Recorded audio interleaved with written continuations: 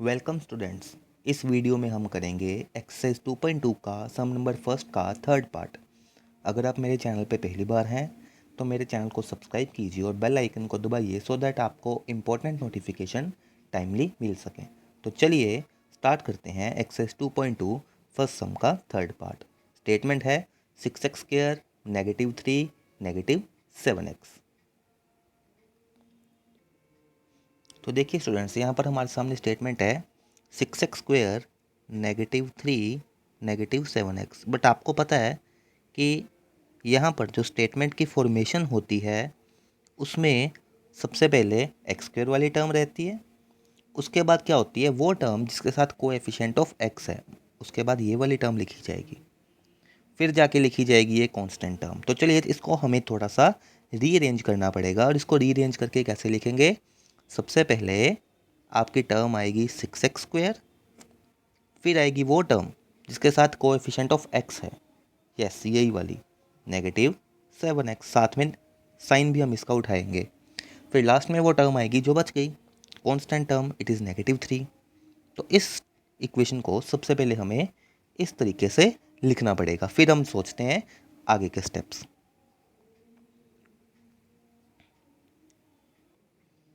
अब हमने इस स्टेटमेंट को थोड़ा सा रीअरेंज करके लिख लिया। इसके बाद हमने क्या सोचना है, कुछ ऐसे नंबर जिनको मल्टीप्लाई करके क्या आना चाहिए, जो इन दोनों को मल्टीप्लाई करके आता है। ठीक है, तो ये दोनों क्या है, 6 × -3। इट मीन्स मल्टीप्लाई करके क्या आना चाहिए आपका, मल्टीप्लाई करके आपका आना चाहिए -18।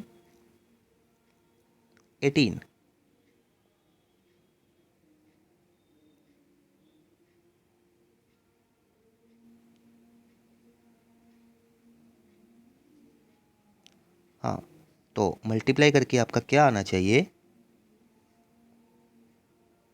नेगेटिव, जो इन दोनों को मल्टीप्लाई करके आएगा -18।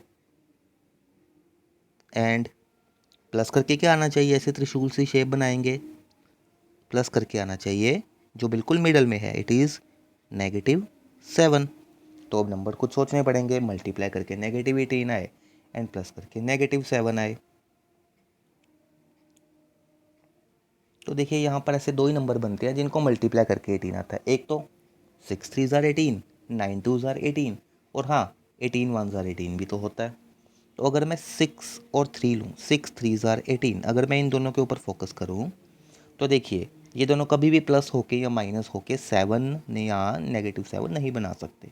तो इसलिए दूसरा पेयर देखते हैं। एक मैंने आपको कहा था 9 और 2, 9 2 ज़ार 18, है ना। तो इनको देखते हैं। हाँ बिल्कुल, 9 और 2 मल्टीप्लाई करके 18 बनाते हैं और इनका डिफरेंस भी 7 है। तो चलिए अब इनके साइंस को थोड़ा सा एडजस्ट करते हैं। तो हमें इतना तो आइडिया आ गया, 9 और 2 लिखेंगे, तो यहाँ पर लिखते हैं 9 और यहाँ पर लिखते हैं 2।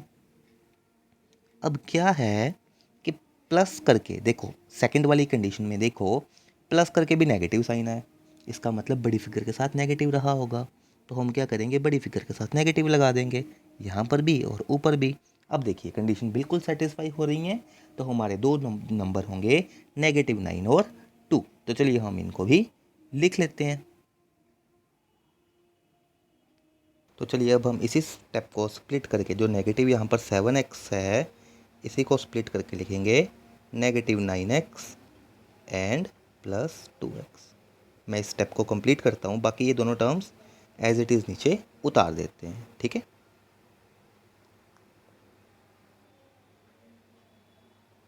अब इसके बाद हमारा नेक्स्ट स्टेप होता है कॉमन निकालना। तो देखिए 6x² और -9x, इन दोनों में से क्या कॉमन आएगा? देखिए एक 6 और 9 इकट्ठे किस टेबल में जाते हैं? यस 3 के टेबल में। तो इन दोनों में से 3 कॉमन निकल जाएगा, और साथ ही में क्या कॉमन निकल जाएगा, दोनों के पास x है, वेरिएबल x, साथ ही में x कॉमन निकलेगा और हम ब्रैकेट्स डालेंगे दोनों के बीच में नेगेटिव साइन।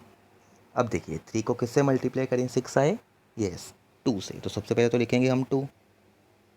एंड इसी के साथ x को किससे मल्टीप्लाई करें कि x² बने, क्योंकि ऊपर वाली 6x के साथ स्क्वायर है। तो देखिए 3x को किससे मल्टीप्लाई करें, 6x² बने, इट बिकम्स 2 तो आ ही गया, साथ में एक आएगा x। तो यहाँ पर बनेगा 2x, ठीक है। एंड इसी के साथ अब 3 को किससे मल्टीप्लाई करें, 9 आए, यस 3 से ही, तो यहाँ पर हम लिख देंगे 3।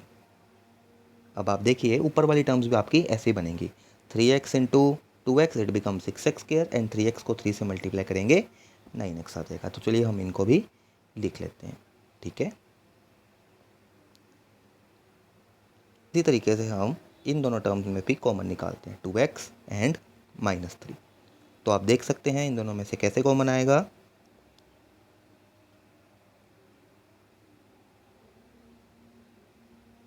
-2x -3। अब इनमें से क्या कॉमन आ रहा है, कुछ कॉमन नहीं आ रहा, तो इसमें से कुछ कॉमन नहीं आता, उनमें से क्या आता है 1। तो यहाँ पर हम लिखेंगे +1, जो इन दोनों में से कॉमन, मतलब कुछ कॉमन नहीं आया तो उसमें से 1 कॉमन निकाल देते हैं, it becomes this type 2x -3। तो चलिए इस स्टेप को भी कंप्लीट कर लेते हैं। अब इसके बाद ये 2x -3 और 2x -3 दोनों में से कॉमन निकल जाएगा और बाद में आपका बचेगा एक यहाँ से 3x और यहाँ से +1। तो चलिए इसको भी कंप्लीट करते हैं। अब उसके बाद इन्हीं दोनों फैक्टर्स को 0 के साथ इक्वेट करके देखते हैं हमारी दो ज़ीरोज़ या जो दो रूट्स हैं वो क्या आते हैं। इसके साथ आप देख सकते हैं कि आपकी दो रूट्स आई, x is equal to -1/3 and x is equal to 3/2। अब हम करते हैं इसके बाद इन दोनों की वेरिफिकेशन। वेरिफिकेशन हमारी किस तरीके से होगी, सम ऑफ रूट्स। तो रूट्स क्या थी हमारी, आप देख सकते हैं एक हमारी थी -1 और एक थी हमारी √3/2। तो चलिए इनको लिख लेते हैं। Sum of roots it is -1/3 plus 3/2। अब इसके बाद आप देखिए आप इसका एलसीएम कैसे लेंगे। इन दोनों टर्म्स को नीचे वाली 3 और 2, नीचे डिनोमिनेटर में 3 और 2, इनको मल्टीप्लाई कर दीजिए, 3 2 ज़ार 6, यस। और बाकियों को क्रॉस मल्टीप्लाई, जैसे ये देखिए ये जो 2 है ये मल्टीप्लाई होगा -1 के साथ, तो 2 इंटू -1 इट बिकम्स -2। ये शॉर्टकट मेथड है, ठीक है, जो मैं आपको बता रहा हूँ। तो 2 इंटू -1 इट बिकम्स -2 एंड दूसरे तरीके से आप देखिए 3 इंटू 3 इट बिकम्स +9। तो इट बिकम्स 9 में से 2 गए 7/6। ये हमारी लेफ्ट हैंड साइड आ गई। अब राइट हैंड साइड देखिए -b/a। तो यहाँ पर a b c मैंने लिखा नहीं क्योंकि अब इतने सम्स कर लिए, आपको पता होगा a b और c क्या होता है। a होता है कोएफिशिएंट ऑफ x स्क्वायर और इस समय कोएफिशिएंट ऑफ x स्क्वायर क्या है, चलिए देखते हैं। ये देखिए इस समय कोएफिशिएंट ऑफ x स्क्वायर क्या है, यस 6। कोएफिशिएंट ऑफ x क्या है इस सम में, -7 एंड कांस्टेंट टर्म क्या है, -3।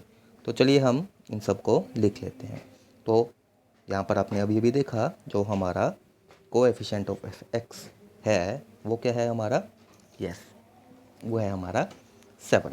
तो यहाँ पर आ जाएगा -7 अपॉन 6, ठीक है।